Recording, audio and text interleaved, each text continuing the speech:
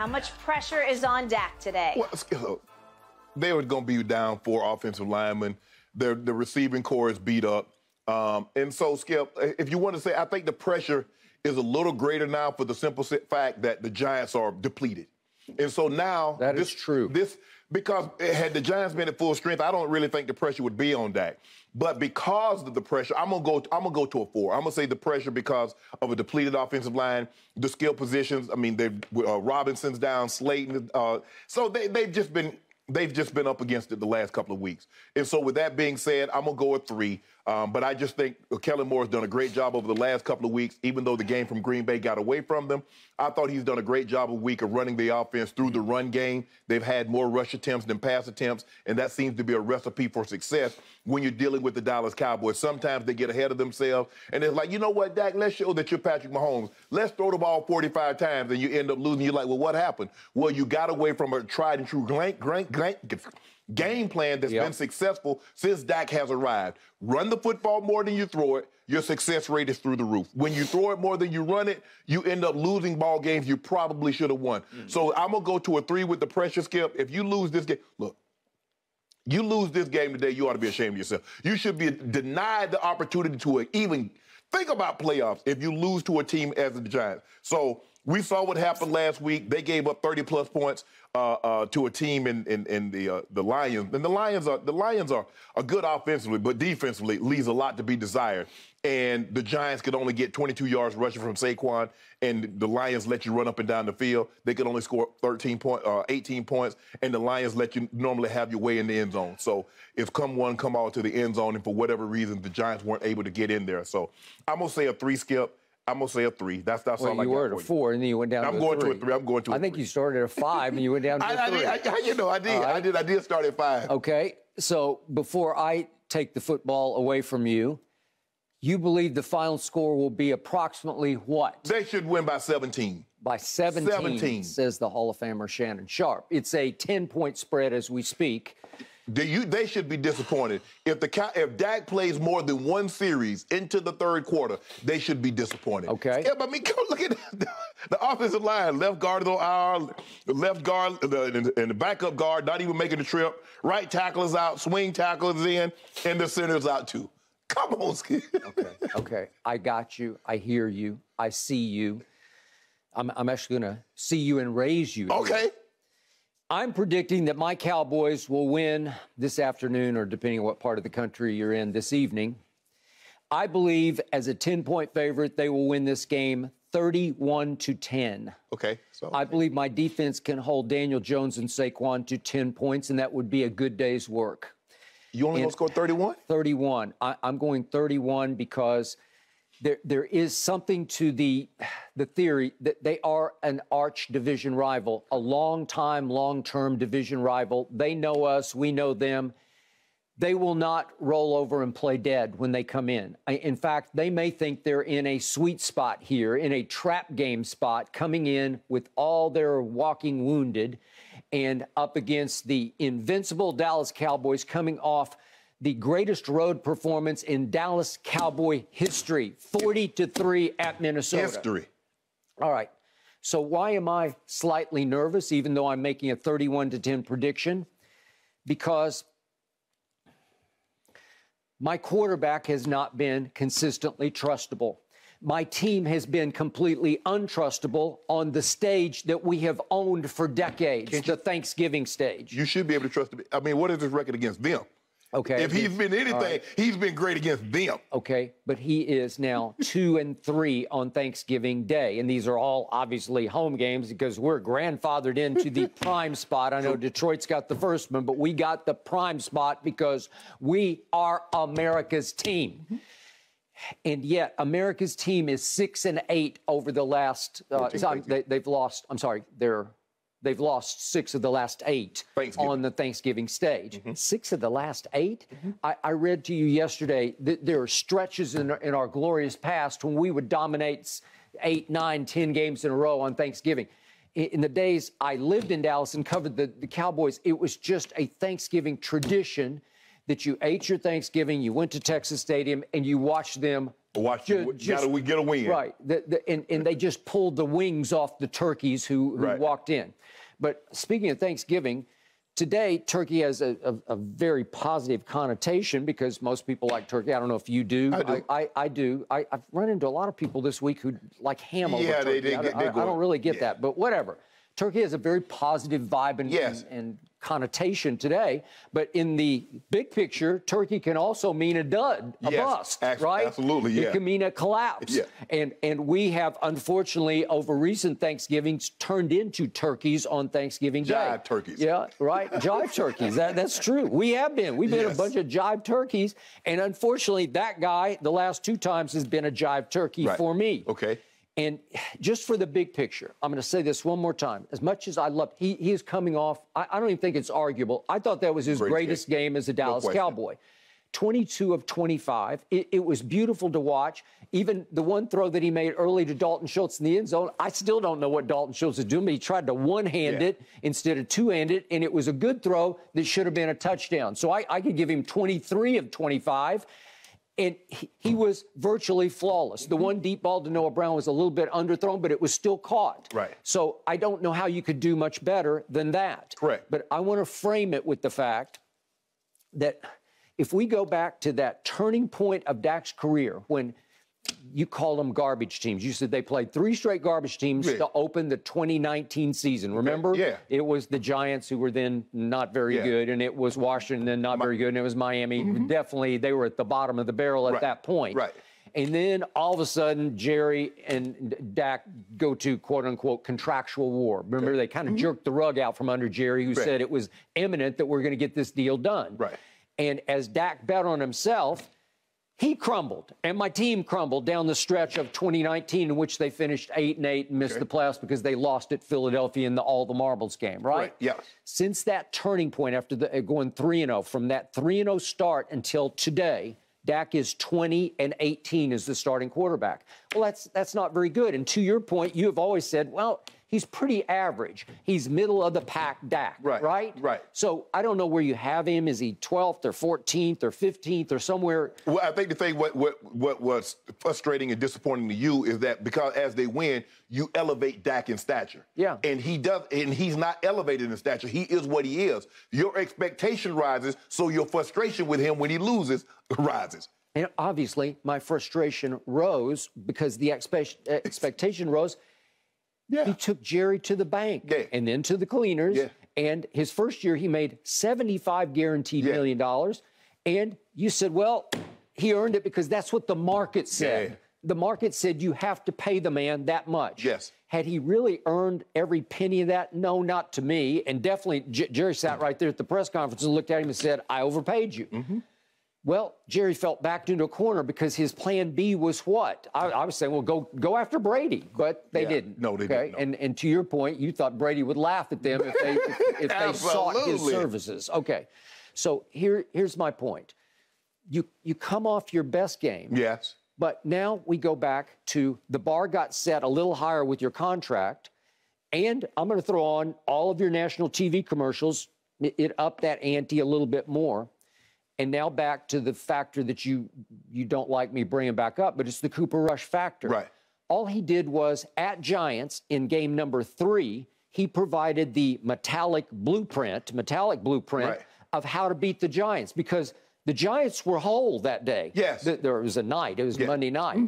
The Giants were healthy and very happy because they were 2-0 and they were the early surprise. And I think they're still somewhat of a surprise at 7-3. Yes. But it seems like they're going south while my team's headed straight north at 100 miles an hour, right? Yes. Okay, so 2 7-3 teams, one's beat all to hell over here. The other one's happy and relative that they've had some illness this week, but I think they're relatively healthy. Well, I forgot to mention the pressure that Jerry added after the game that he believes this team can get to and win the Super Bowl. He did that. So he just turned up the pressure. I agree. mean, 10 games into the season, and Jerry's talking about Super Bowl. So, okay, now I'm going to go up another notch. Okay, you went back to a 4? Yeah, I'm back into a 4 now. All right. I'm at a 9. This feels like the Super Bowl window just reopened. I thought it was about to close this year. For the Giants? For the Giants, because you have to validate what you just did. I kept telling you, this is a Texas two-step because it's a game at Minnesota followed within 4 days by a game on your stage against a team you should beat, a team you're now a double-digit favorite over. Right. If you manage to lose this game, if you turn into Thanksgiving turkeys as you have all too often, all of a sudden everything falls back apart and you're back to square one. I think you would say, that's it, right? Yeah. You are completely, you're declawed as a Super Bowl favorite. Because you know how America rises and falls on America's team. If they fall on their face masks later today at Jerry World, then all of a sudden people are going to watch how they'll plummet in the power rankings and people will write them off because they'll invalidate what they just did at Minnesota because the previous week at Green Bay, I thought they stunk it up when they should have closed the deal. They did stink it up. Okay, and you said the defense stunk? Yeah. I thought both the defense and Dak stunk because Dak had Aaron Rodgers on the ropes in the first half and threw 2 picks, one on a third down from the 11-yard line into the end zone. Correct. You could have just stepped on his throat and said, that's all for you. You could have. And instead, it goes 28-14 Dallas to the fourth quarter, and Dak has the ball 4 times and scores 0 points in the fourth quarter and overtime, and you know the rest of the story. Aaron Rodgers had a blip. We're about to talk about him in a few minutes. Was that the real Aaron Rodgers, or was the real Aaron Rodgers the guy who stunk it up last week and the week before Dallas? But don't you think Dak, this is his 4th game back, and he's gotten better and better? You looked at him against Chicago. You looked at him against Green Bay. You looked at him against Detroit, he was a little shaky. And then against Chicago, he looked better. And against Green Bay, hit and miss. He basically gave it with 2 throws that probably put them in a situation.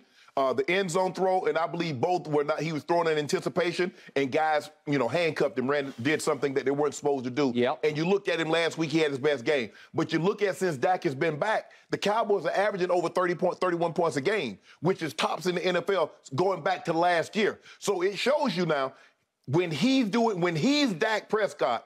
When he's in the game for the Cowboys and not Cooper Rush and not anybody else, the Cowboys has the potential to be very explosive. But everything is predicated on the run game. You run the game, you run the offense through whether you say it's Tony Pollard and Zeke, Tony Pollard. But when you end up with more carries than you do pass attempts, good things normally happen for your team. So Dak Prescott threw a grand total of 25 passes at Minnesota, and we ran the football very successfully 40 times.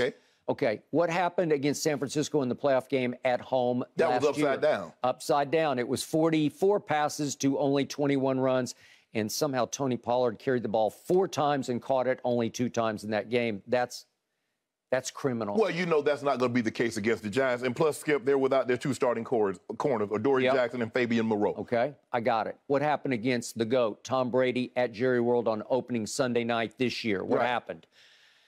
Dak threw it 42 times, and that's including the fact that he missed the end of the game because he busted his thumb, right? Yeah. So Dallas threw it 42 times to 18 rushes, okay?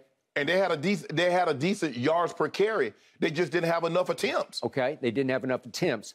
The script got flipped at Minnesota, much to Dak's benefit, because last year, I keep pointing out, for the whole year, he went 0-5, and by the way, they went 11-5, but he lost all 5 games when they didn't rush for 100-plus yards. Cooper Rush won 1 game at Minnesota in his first ever NFL start with under 100 yards rushing. All right, back to Cooper Rush. I just want to drive this point home because this is a division rival that you've already beaten at their place on a Monday night. How did you do that? Well, let's count the ways, shall we? Let's see what happened early in this game. It's 6-3 Dallas at this point in the middle of the second quarter, and this is what Cooper Rush did as he threw the football to number 88, a guy you have called CD Dam. This is a little half roll, set, throw, pretty deep shot, and he hit him right in the hands. Could that have gone for 6? It looked like it had 6 potential to me. Yeah. Don't know for sure, but maybe. If he just catches it and doesn't break stride and turns it up, he can flat out run after catch. Maybe he's not Debo, but he's somewhere in the ballpark. And so that was a crushing point. And for me, I'm like, here we go again. Same old Cowboys. Yes. CD, you got to live up to being the draft pick that you were when Jerry Jones was so proud that he snatched you as you fell in the draft to him. Okay, so then guess what happens? Mid-third quarter, your guy Saquon Barkley bust loose.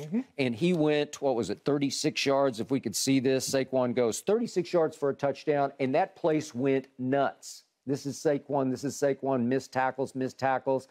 He hit fifth gear, and good night, Trevon Diggs. Here we go again.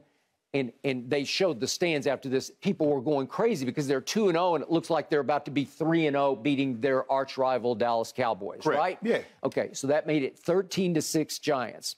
So now Cooper Rush gets the football, and in the next two drives, as I told you yesterday, he goes 12 out of 13 for 129 yards. Right.